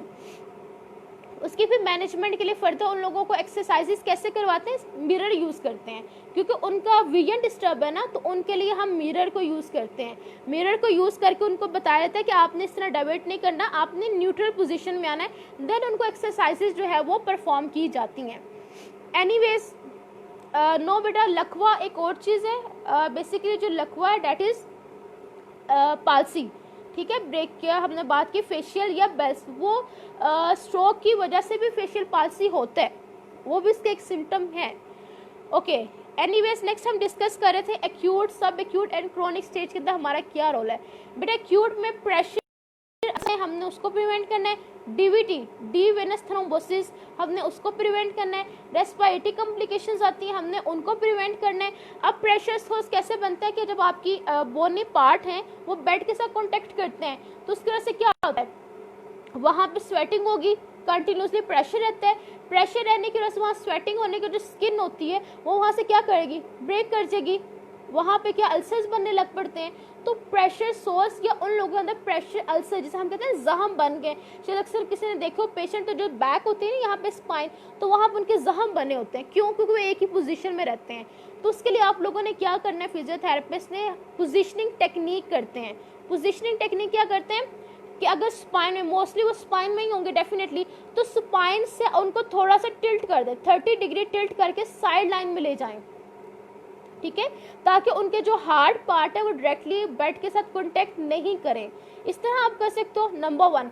या आप उन लोगों में क्या कर सकते हो कि आप उन लोग को अगर व्हील चेयर पे हैं तो हर 15 मिनट के बाद उनकी पोजीशन को चेंज करो, उन्हें व्हील चेयर से जो है वो आप रेज करो। उससे क्या होगा, जो इशियल ट्यूबरोसिटी में, क्योंकि सिटिंग में जो आपकी इशियल ट्यूबरोसिटी है वहाँ पे प्रेशर अल्सर्स या प्रेशर सोर्स बन जाते हैं, जख्म बन जाते हैं। तो इस तरह पोजीशनिंग टेक्निक करते हो। तो एक्यूट में आपका नंबर 1 आपने प्रेशर सोर्स को प्रिवेंट करना है। डीप वेनस थ्रोम्बोसिस के लिए आपने एंकल पंपिंग करते हैं। एंकल पंपिंग सिंपल क्या, फुट टेलेट, ठीक है, तो फुट में dorsiflexion and plantar flexion, dorsiflexion and plantar, ये एंकल पंपिंग बहुत इफेक्टिव है। तो आप ये एक्सरसाइजेस करोगे। रेस्पिरेटरी कॉम्प्लिकेशंस को प्रिवेंट करने के लिए चेस्ट फिजियोथेरेपी की जाती है, सीपीटी। उसमें डिफरेंट टेक्निक्स थे, परकशन, वाइब्रेशन एंड शेकिंग, वो डिफरेंट हम टेक्निक्स परफॉर्म करते हैं उनके अंदर रेस्पिरेटरी का, क्योंकि अगर कुछ लोगों की डेथ का कॉज बनता है डेट इज का एस्पिरेशन नमोनिया, कि अगर उनको हम बाय माउथ कुछ भी देते हैं तो वो क्या होता है, लंग्स में चला जाता है। जब वो लंग्स में जाएगा तो क्या करेगा, वहाँ पे जाकर उनको इन्फेक्शन कॉज कर सकता है, that is called aspiration pneumonia. तो उस वजह से पेशेंट की डेथ हो सकती है। तो आपने क्योंकि रेस्पिरेशन वो नॉर्मल एक्टिवली नहीं कर रहा, आप मैकेनिकली करवा रहे हो, तो वहाँ पे आपने रेस्पिरेटरी कॉम्प्लिकेशन को जो है वो प्रिवेंट करना है। ओके, एक्यूट बेसिकली होता है ऑलमोस्ट 2 वीक का जो ड्यूरेशन है, उसमें हम कहते हैं पेशेंट एक्यूट कंडीशन के अंदर है। देन स्टार्ट होती है सब एक्यूट, 2 वीक के बाद 6 मंथ तक जो स्टेज है दैट इज सब एक्यूट। वहाँ पे हमारा रोल क्या होता है, वहाँ पे अब आहिस्ता आहिस्ता हम पेशेंट के अंदर एक्सरसाइजेज ऐड करते हैं, ठीक है। हम स्ट्रेचिंग, स्ट्रेंथिंग या ग्लाइडिंग ऐड करते हैं। ग्लाइडिंग आपको पता है ग्रेड 4 होते हैं, ग्रेड 1 ग्रेड 2 हम यूज़ करते हैं पेन के लिए, ठीक है, उसमें हम थोड़ी सी फोर्स लगाते हैं, पेन को रिलीव करने के लिए यूज़ होते हैं करते हैं, जबकि 3 और 4 हम उसकी रेंज ऑफ मूवमेंट को ज़्यादा करने के लिए यूज़ करते हैं। नेक्स्ट है क्रोनिक, जो 6 मंथ के बाद होते हैं, पेशेंट हमारे साथ मोस्टली हमारे पास इन्हीं कंडीशन में आता है, तो वहाँ पे हम डिफरेंट टेक्निक्स कर सकते हैं, वहाँ पे हमने उनको एक्टिविटीज़ और रियल लाइफ में वापस लेके जाना है। उसके लिए हम डिफरेंट टेक्निक्स जैसे CIMT, constraint induced movement therapy, mirror therapy करते हैं, इसके अलावा रोबोट थेरेपी होती है, बॉडी वेट स्पॉट ट्रेडमिलिंग हम इन पेशेंट के अंदर परफॉर्म कर सकते हैं, और इसके अलावा और बहुत सारी चीज़ें, electrical muscle stimulation, functional electrical muscle stimulation is very important. जैसे मैंने कहा शोल्डर सबलक्सेशन के बड़े चांसेस होते हैं जिस साइड का पैरालिसिस हो, तो आप मसल्स को वहाँ पे स्टिमुलेट करते हो, अगर किसी के सबलक्सेशन हो जाए या नहीं भी है तो वहाँ पे स्टिमुलेट करोगे ताकि उसको आप प्रिवेंट कर सको। अब वो शोल्डर सबलक्सेशन क्यों होते हैं, क्यों आप पेशेंट को उठा रहे हो, सिटिंग में लेके आ रहे हो, लाइंग में लेके जा रहे हो, उससे एक्टिविटीज़ डिफरेंट करवा रहे हो, तो जिसकी वजह से वो सबलक्सेट हो सकता है। एनीवेज नेक्स्ट हमारा मेन टॉपिक है डैट इज CIMT। बेटा मैं कुछ चीज़ें आप लोग से शेयर करना चाहूँगी कि पेशेंट को एक्चुअल में ट्रीट कैसे करते हैं। जैसे मैंने अभी आपको बताया ना, कुछ लोग क्या करते हैं, बॉल देते हैं और कहते हैं बॉल से आप एक्सरसाइज करें। कुछ लोग क्या करते हैं, पैसिवली मूवमेंट करवाते हैं। ऐसे ही आपने देखा होगा ना कि पैसिवली मूवमेंट करवा रहे हैं, शोल्डर की, एल्बो की, रिस्ट की। नो, ये नहीं करना। उसकी रीज़न क्या है, क्यों नहीं करना? पैसिव रेंज ऑफ मूवमेंट को स्ट्रोक के पेशेंट के अंदर अवॉइड करना, उसकी रीज़न क्या है, क्या कोई मुझे बता सकते हैं?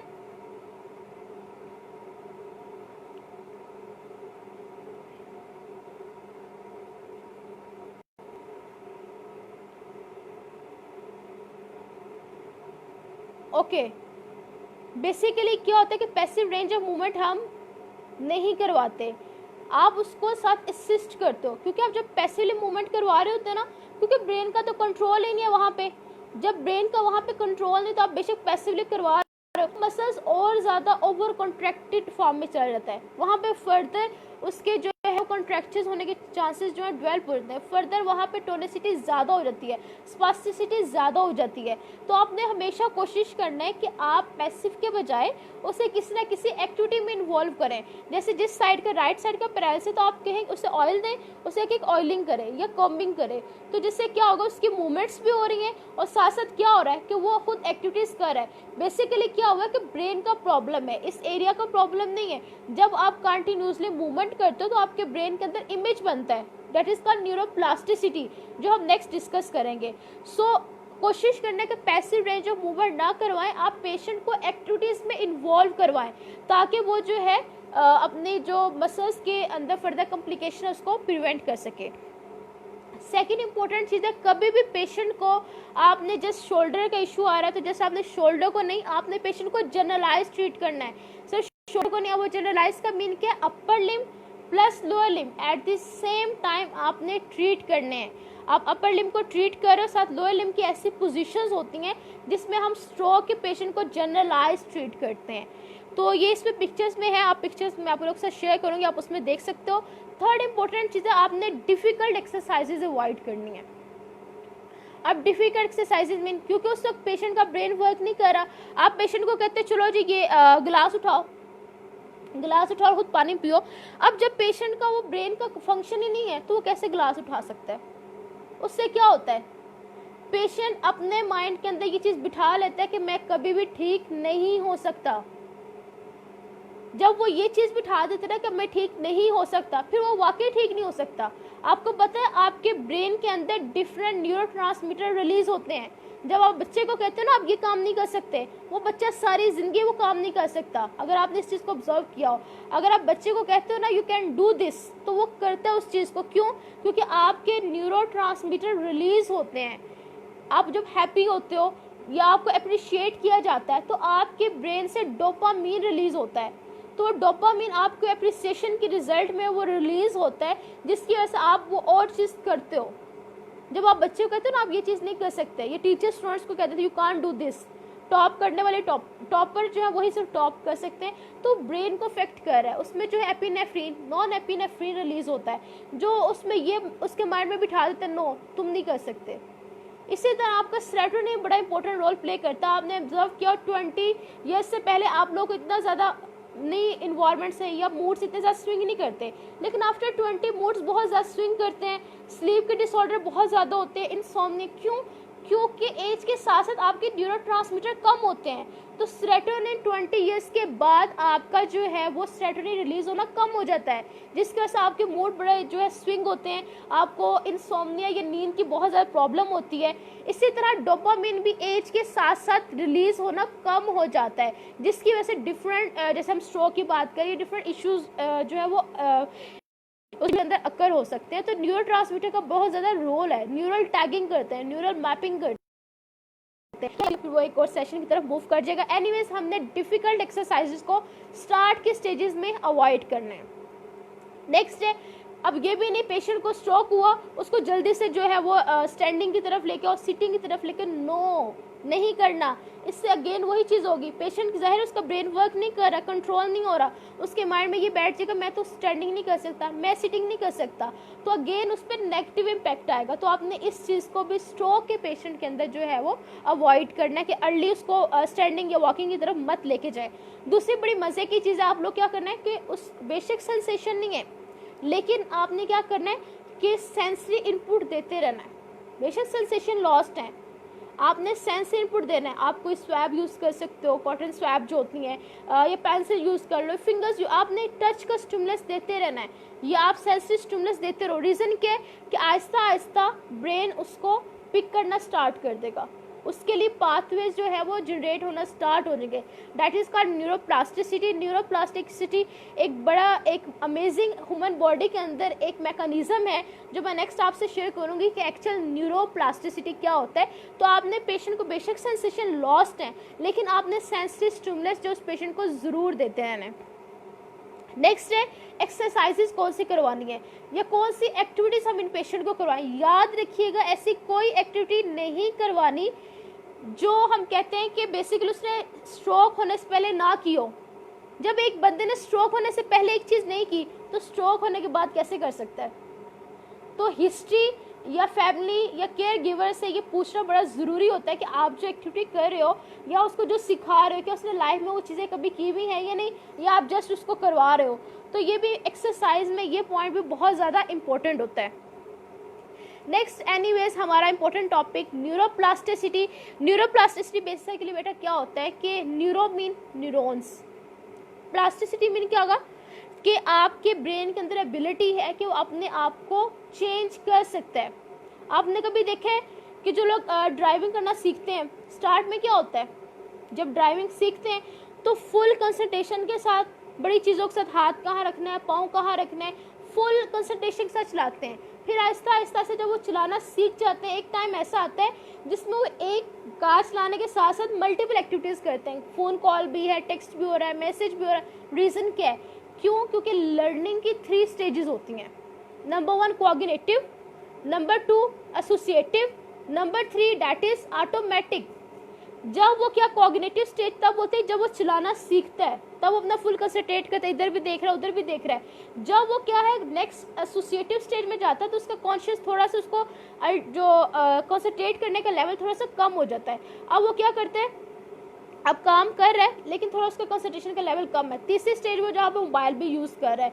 सो बेसिकली ये 3 स्टेजेस है जिससे गुजरने के बाद वो जो है प्रॉपर्ली वर्क करता है। That is called neuroplasticity. Neuroplasticity क्या है कि जब आप कोई भी अपने इन्वायरमेंट के या इर्द गिर्द कोई भी नई चीज़ का एक्सपीरियंस लेते हैं, उस एक्सपीरियंस के रिजल्ट के अंदर जो आपके पाथवेज बनते हैं, उस एक्सपीरियंस उस एक्टिविटी के रिजल्ट के अंदर जो पाथवेज बनते हैं, जो न्यूरल कनेक्शंस बनते हैं, उन कनेक्शंस को क्या बोला जाता है? That is called neuroplasticity. अब अगर आप पियानो की एग्जांपल लेते हो, पियानो जो लोग बजाते हैं, अब उनका राइट और लेफ्ट दोनों इक्वली वर्क कर रहे होते हैं, लेकिन अगर हम जैसे लोग करेंगे तो राइट हैंड तो मे भी कर सकते हैं लेकिन लेफ्ट हैंड उस वे में नहीं कर सकता। क्यों? क्योंकि हमारे पाथवेज जनरेट नहीं होते। पाथवेज के लिए आपको विजन बहुत ज़्यादा इंपॉर्टेंट है, आपकी एक्टिविटी बहुत ज़्यादा इंपॉर्टेंट है ब्रेन को वो पाथवेज को जनरेट करने के लिए, क्योंकि आपके ब्रेन के अंदर न्यूरॉन्स हैं। अगर आप लोगों ने न्यूरोनाटमी का आइडिया हो या ब्रेन के स्ट्रक्चर का आइडिया हो तो मेन चीज़ें होती हैं ना आपके न्यूरॉन, न्यूरोग्लिया और मेनिंजेस होते हैं। न्यूरॉन्स बेसिकली आपके सारे पाथवेज बनाते हैं, मैसेज को बॉडी से टुवर्ड्स ब्रेन और ब्रेन से टुवर्ड्स बॉडी लेके आते हैं। तो अब क्या होता है कि 20% आपके ब्रेन के अंदर मिरर न्यूरॉन्स होते हैं, ठीक है। मिरर न्यूरॉन्स बेसिकली क्या करते हैं, जब आप कोई भी एक्टिविटी करते हो तो आइस जो है, विजुअल सिस्टम जो है उसको परसीव करता है और साथ जो आप मूवमेंट करते हो उसको परसीव करता है। तो उसके रिजल्ट में आपके ब्रेन के अंदर वो बेसिकली जो न्यूरॉन्स पड़े वो आपके पाथवेज बनाना शुरू कर देता है। That is called neuroplasticity. Neuroplasticity के मद्देनजर ही हम स्ट्रोक के पेशेंट को क्रोनिक स्टेज या सब एक्यूट स्टेज के अंदर ट्रीट करते हैं। अब उसके लिए हम क्या टेक्निक यूज करते हैं, number 1 that is called mirror therapy. Mirror therapy या जिसे हम कहते हैं मिरर थेरेपी बॉक्स। अब नेम ही क्या रिप्रेजेंट कर रहा है कि इसमें हमें एक बॉक्स चाहिए जिसमें मिरर होगा। तो बेसिकली इसमें क्या होता है, मिरर थेरेपी बॉक्स के अंदर जैसे मैंने अभी बताया आपके ब्रेन के अंदर 20% आपके जो है वो मिरर न्यूरॉन्स होते हैं। आपका फ्रंटल एरिया आपके मोटर को कंट्रोल करता है और आपका जो प्राइटर वाला वो आपके सारे सेंसेशन को परसीव करता है, सेंसरी मैसेज को परसीव करता है। अब क्या होता है, मिरर थेरेपी में एक बॉक्स लिया, लेट हम बात करते हैं पेशेंट की जो राइट साइड उसका पैरालिसिस है, तो उस बॉक्स के अंदर हमने क्या करना है, राइट साइड के जो हैंड है वो हमने प्लेस कर दिया, सेंटर में हमारे पास मिरर है और लेफ्ट साइड पे हमने क्या करना है, जो नॉर्मल हैंड है हमने इसको यूज करना है।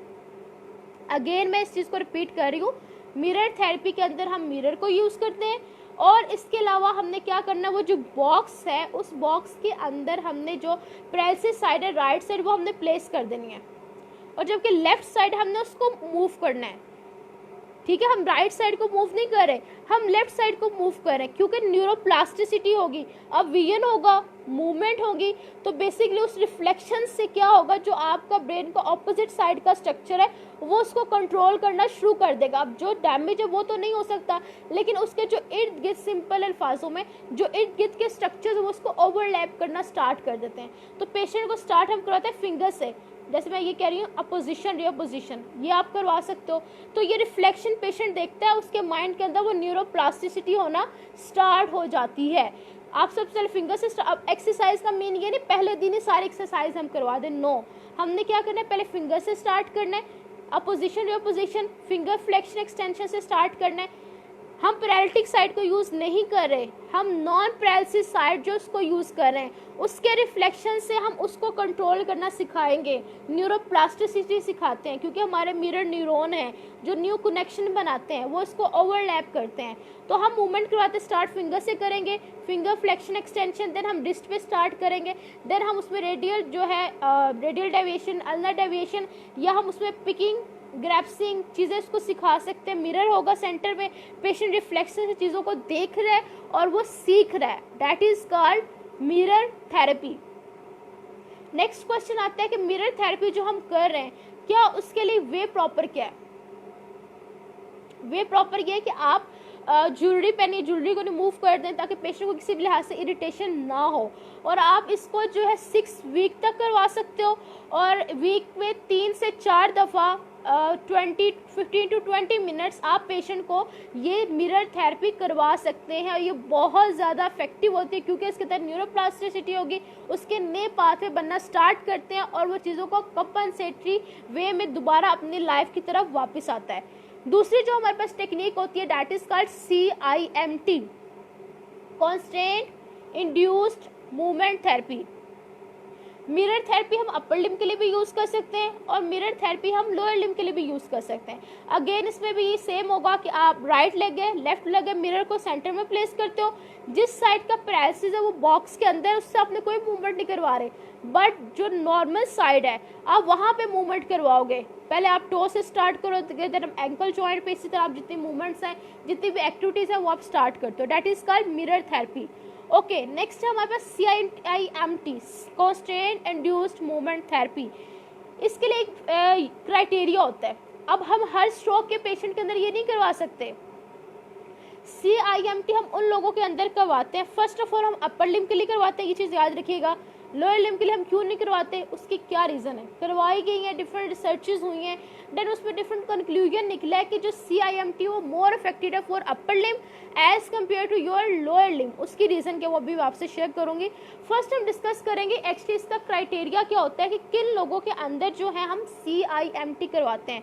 याद रखिएगा उन लोगों को जिन लोगों की जो है हम कहते हैं 10 डिग्री डिस्क एक्सटेंशन हो, ठीक है, डिस्क एक्सटेंशन जो 10 डिग्री होनी चाहिए, थंब की जो एक्सटेंशन है वो 10 डिग्री होनी चाहिए, और इसके अलावा हम जो बात करते हैं फिंगर में एबडक्शन है वो 10 डिग्री होनी चाहिए। Again 10 10 10 10 degree disc extension, 10 degree thumb abduction, thumb extension, और 10 डिग्री जो है वो फिंगर एक्सटेंशन, ये होना ज़रूरी है। जिन लोगों के अंदर 10 10 10 का फार्मूला होगा हम उन लोगों के अंदर CIMT constant induced movement therapy को अप्लाई करते हैं। अब वो कैसे अप्लाई करते हैं, उसमें सिंपली हमने क्या करना है, जो उसकी अफेक्टेड साइड है हमने उसी को यूज़ करना है। अब कुछ लोग क्या कहते हैं कि अच्छा वो तो यूज़ हो नहीं, उसको छोड़ दो, वो फर्दर कॉम्प्लिकेशन में जाती है, फर्दर कॉन्ट्रैक्चर्स होते हैं, वहाँ फर्दर प्रॉब्लम जनरेट होते हैं।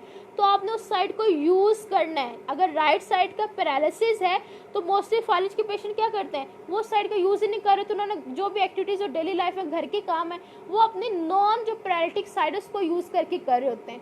तो CIMT का पर्पज़ ही यही होता है कि हमने जो उसकी अफेक्टेड साइड है उसको यूज़ करना है। उसके लिए हम क्या यूज़ करते हैं, जो उसकी नॉन पैरालिटिक साइड होती है हम वहाँ पे ग्लव्स यूज़ कर लेते हैं, या मिट यूज़ कर सकते हैं, या हम स्लिंग्स यूज़ कर सकते हैं कि वो अपनी इस एक्सट्रीमिटी को मूव नहीं करे, वो अपनी जो है पैरालिटिक साइड राइट साइड को यूज़ करे। यहाँ पे ग्लव पहना दिए जाते हैं या मिट पहना दिया जाता है, जैसे MITT मिट पहना देते हैं, और सारी एक्टिविटीज़ पेशेंट को कहा जाता है कि अपनी पैरालिटिक साइड से करे। अगर उसने कोई चीज़ उठानी है तो इसी हैंड को यूज़ करें, क्योंकि दूसरा हाथ को उसका ये समझ काम कर ही नहीं रहा क्योंकि अपने ग्लव्स पहनाए हुए हैं। तो उसको हम, ये दो तरह का होता है, एक है डेट इज मॉडिफाइड CIMT, एक है नॉन मॉडिफाइड CIMT। मॉडिफाइड का मीन ये है, पहले मैं नॉन मॉडिफाइड डिस्कस करती हूँ। नॉन मॉडिफाइड ये होता है कि जिसमें हम कहते हैं कि सारा दिन मतलब 90% वेकिंग जो सेशंस हैं उसके अंदर पेशेंट ने CIMT मतलब अपने पैरालिटिक साइड को यूज़ करना है, एक्सेप्ट शॉवरिंग, वॉशरूम के अलावा अदरवाइज सारी रूटीन के अंदर उसने अपने पैरालिटिक साइड को यूज़ करना है। That is called non modified CIMT। Modified क्या होती है, जिसमें हम कहते हैं कि कुछ आवर्स बना देते हैं, मतलब 3 से 4 घंटे।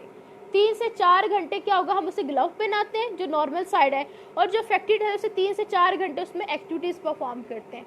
तो दोनों परफॉर्म की जा सकती है, इट्स डिपेंड पेशेंट कंडीशन के, ये पेशेंट को क्या कंफर्टेबल है।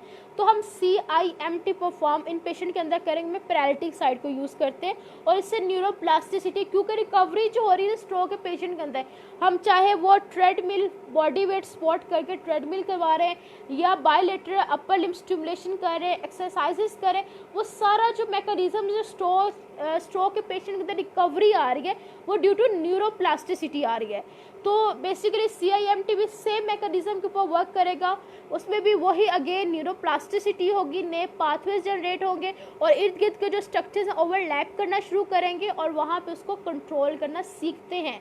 तो आपने जो है वो 6 वीक तक आप कर सकते हो, इट्स अप टू कि मॉडिफाइड आप CIMT कर रहे हो या फिर उसमें नॉन मॉडिफाइड CIMT कर रहे हो, तो आप उन लोगों के अंदर ये CIMT की जो है वो टेक्निक भी यूज़ कर सकते हैं। ओके, कुछ रिसर्चेस मैंने ऐड की थी।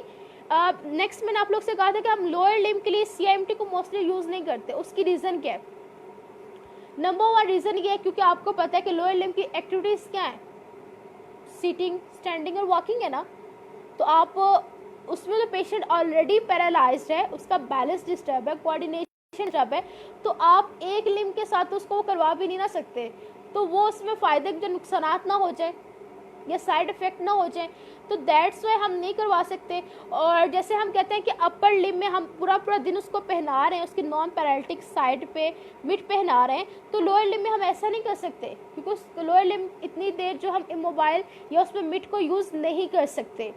सो दैट्स वाई अगर हम रिसर्चेस को भी देखते हैं तो उनके अकॉर्डिंग भी ये है कि CIMT जो होती है अपर लिम्ब के लिए ज़्यादा इफेक्टिव होती है as compare to lower limb, क्योंकि उसके अब मैंने रीजंस आपके साथ शेयर किए हैं। सो डिफरेंट रिसर्च से नेक्स्ट ये क्वेश्चन राइज होता है एक्यूट, सब एक्यूट या क्रोनिक। तो जैसे मैंने आप लोग से शेयर किया कि सब एक्यूट या क्रोनिक में ये CIMT है या मिरर थेरेपी हम मोस्टली जो है वो क्रोनिक स्टेज के पेशेंट के अंदर या सब एक्यूट के अंदर हम ज़्यादा प्रेफर करते हैं, क्योंकि एक्यूट में हम ये स्टेजेस नहीं कर सकते या ये टेक्निक्स नहीं कर सकते, क्योंकि पेशेंट का भी ब्रेन बिल्कुल जो है वो उस चीज़ को अडॉप्ट नहीं कर सकता।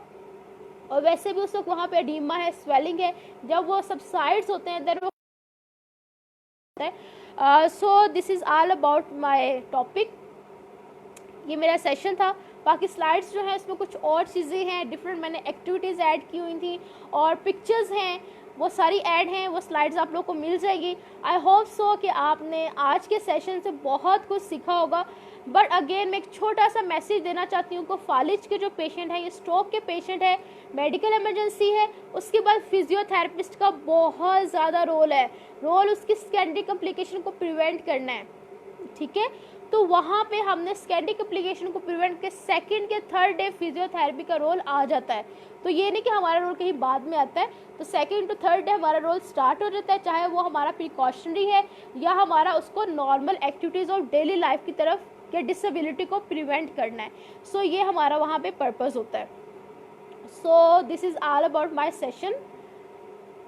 अगर आप लोगों को कोई भी क्वेश्चन है तो आप लोग क्वेश्चन कर सकते हो और अपने जो रिमार्क्स हैं वो आप लोग कमेंट बॉक्स के अंदर दे सकते हो कि आज के सेशन में आपने क्या सीखा है, आप लोगों ने कुछ सीखा भी है या नहीं सीखा।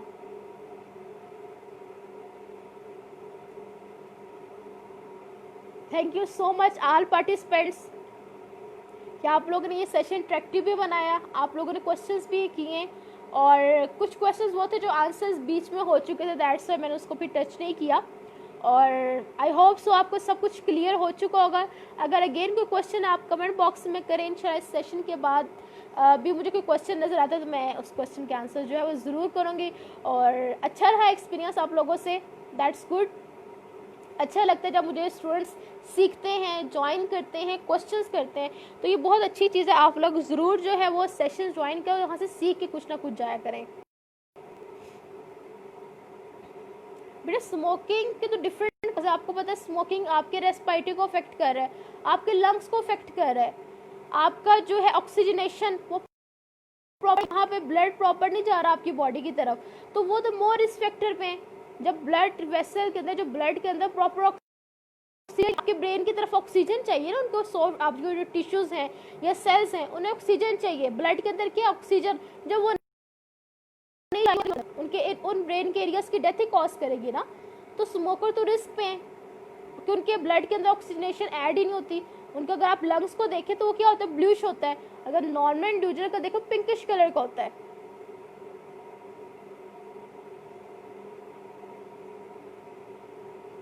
अर्ली स्टेज में आपका क्वेश्चन ऊपर चला गया है। आपको स्लाइड्स जो है मिल जाएंगी।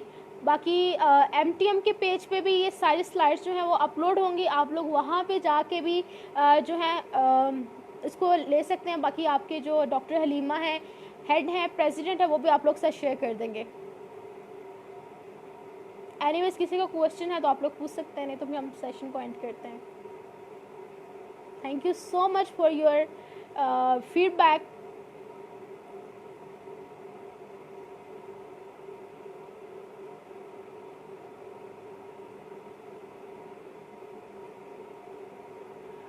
किसी का क्वेश्चन है modified and non modified CIMT।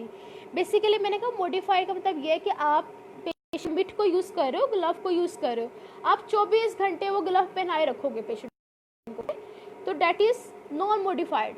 आप सारी एक्टिविटीज़ जो हैं 24 आवर पहना के उससे करवा रहे हो। लेकिन नॉन मॉडिफाइड के अंदर आप क्या करते हो, जो मॉडिफाइड है उसके अंदर आप क्या करते हो, मॉडिफाई कर रहे हो ना आप। अब मॉडिफाई करके क्या करते हो, आप 2 से 3 घंटे रख लेते हो, उसमें आप पेशेंट को एक्टिविटीज़ करवाते हो। आप 24 आवर्स या 21 से 22 घंटे वो एक्टिविटी नहीं करवाते, वो मिट को यूज़ नहीं करते, ग्लव्स को यूज़ नहीं करते। तो that is modified and non modified CIMT, constant induced movement therapy. तायरा Sultan, I have a question. Yes, you can ask. Early stage में पैरालिसिस साइड पे मूवमेंट करने से बेटा डैमेज क्यों होगी? हमने उसकी वही तो कॉम्प्लिकेशंस को प्रिवेंट करना है. अर्ली स्टेज में हम उनको कभी भी हाई इंटेंसिटी एक्सरसाइजेज या ऐसी कोई एक्टिविटीज़ नहीं करते जो फर्दर उसको वर्स करें. मैंने अभी बताया कि हम उनको कोशिश करते हैं कि पैसिव भी ना करवाएं, लेकिन पैसिव के साथ उनको असिस्ट करें कि वो खुद अपने जॉइंट्स को यूज़ करें. तो वो तो ज़रूरी है. अगर पेशेंट कॉन्शियस है, वो स्टेबल है और वो कर सकता है, तो आप अर्ली जितने भी उसके जॉइंट को मोबिलाइज कर सकते हैं आप ज़रूर मोबिलाइज करें. बट उसको डायरेक्टली स्टैंडिंग और वॉकिंग पे ना लेके जाएं, क्योंकि अभी उसका ब्रेन उस चीज़ों के लिए रेडी नहीं है. मेरा साइकोलॉजिकल प्रॉब्लम बहुत ज़्यादा है. अगर आप एक हफ्ता बेड पे रहते हो ना, तो आपके सारे काम घर वालों को करने पड़े तो आप खुद डिस्टर्ब हो जाते हो. कि डिप्रेशन, एंजाइटी, वो लोग तो सालों साल रहते हैं उस चीज़ में. ठीक है, साल 2 साल, कुछ लोग थ्रू आउट लाइफ रहते हैं. वो लोग खा नहीं सकते, उठ नहीं सकते, ड्रेसिंग नहीं कर सकते, हाइजीन कंडीशन कुछ भी खुद नहीं कर पा रहे, तो वो बहुत ज़्यादा एंजाइटी और डिप्रेशन का शिकार हो जाते हैं. तो मल्टीपल उनके अंदर जो है डिफरेंट प्रॉब्लम्स आ सकते हैं. ओके, फिंगर मूवमेंट के लिए आप ये एक्सरसाइज बड़ी अच्छी है, जैसे मैंने कहा पोजीशन रियर पोजीशन, ये पेशेंट के लिए बड़ी अच्छी होती हैं. आप ये उनके अंदर परफॉर्म कर सकते हो. बट ये कोशिश कीजिए कि आप जो बॉल यूज़ करते हो थेरापेटिक बॉल, उन चीज़ों को आप अवॉइड करो. अगर डेफिनेटली फिर अगर उनके ज़ीरो पावर है तो बिल्कुल फ्लैसिटी है, कोई भी नहीं, तो डेफिनेटली आपको अगेन वही कहना, वही मैं चाह रही हूँ कि आप कोशिश करो कि बेशक साथ खुद असिस्ट कर दो, असिस्ट करके उनको साथ इन्वॉल्व करो. कि वो जो आप एक्टिविटी करवाना चाह रहे हो बेशक आप उनको साथ असिस्ट कर दो और साथ पैसिवली परफॉर्म भी होगी, तो एक्टिविटीज़ के रिजल्ट में वो फर्दर कनेक्शन बनाना शुरू कर देगा. मैम मेरा थेरेपी बॉक्स में पेशेंट नॉन पैरालिसिस साइड पे एक्टिविटीज़ करेगा. हाँ जी, जो मिरर थेरेपी है ना, उसमें अगर पैरालिटिक साइड है उसको हमने यूज़ नहीं करना, जो नॉन पैरालिटिक साइड है हमने उसको यूज़ करना, ताकि उसके रिफ्लेक्शन से, उसके पाथवे से वो ओवरलैप करे और वो चीज़ों को सीखे. जो ब्रेन का पार्ट डैमेज हो वो सीखेगा ना कि ये मूवमेंट होती है, तो वो इमेज बन जाता है. फिर वो उन चीज़ों से सीखता है, उस रिफ्लेक्शन से, उस इल्यूजन से वो सीखता है.